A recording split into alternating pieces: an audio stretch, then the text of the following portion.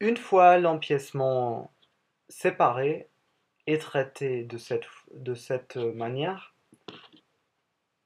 nous pourrons y ajouter les valeurs de couture. Pour cela, nous sélectionnons le menu parallèle et nous allons travailler avec l'outil parallèle interactif qui se trouve ici en bas. En cliquant du côté où on va mettre la valeur de couture, on clique pour confirmer, pour avoir la, la parallèle qui va être notre valeur de couture. Je peux la modifier.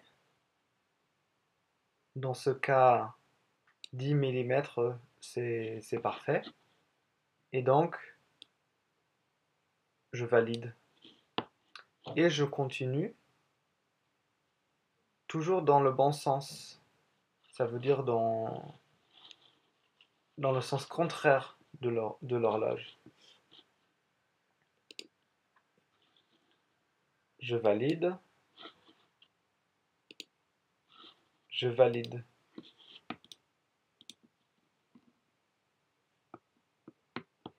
Maintenant, pour fermer les coins, les angles, j'entre dans le menu traitement des angles et je ferme les trous en cliquant dans le sens contraire de l'horloge sur les lignes que je veux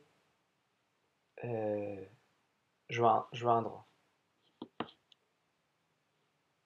1, 2. Voilà.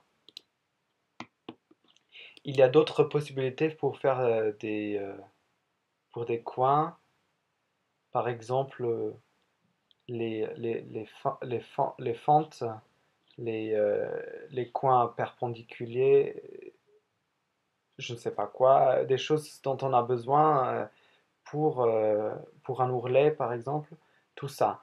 Ces choses-là, euh, on va faire tout ça ultérieurement.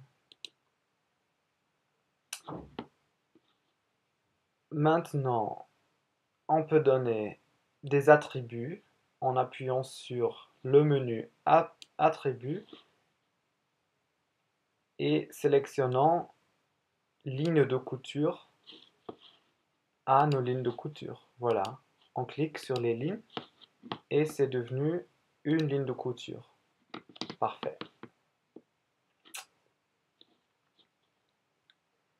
Maintenant, pour miroiter cette pièce, je clique sur Transformation, puis miroiter à l'aide d'une ligne. Je clique sur le milieu devant. Et maintenant, si je clique sur une ligne, ça va miroiter la ligne. Alors, ça va prendre un peu de temps de cliquer sur chaque ligne. C'est plus rapide de cliquer sur Transformer pièce, cliquer sur une ligne quelconque de la pièce et ça va transformer la pièce entière. Ça va la miroiter entièrement.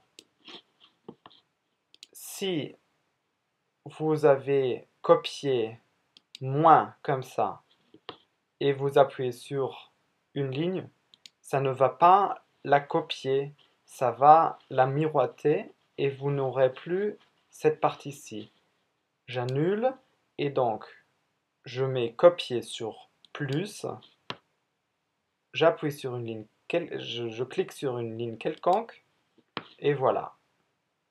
Je sors du menu de transformation avec un clic droit et on est presque prêt. Je vais juste vous montrer ici au milieu, il y a deux lignes maintenant parce que ça a copié les lignes et en cliquant sur F4 ou appuyant la touche F4 sur votre clavier, vous allez voir qu'en fait il y a une ligne ici qui je ne vois pas parce que dans Graphis, deux lignes superposées vont être blanches. C'est pas grave, on va entrer dans le menu effacer, effacer les lignes, et on efface la ligne qui est trop. Voilà, notre remplacement est prêt.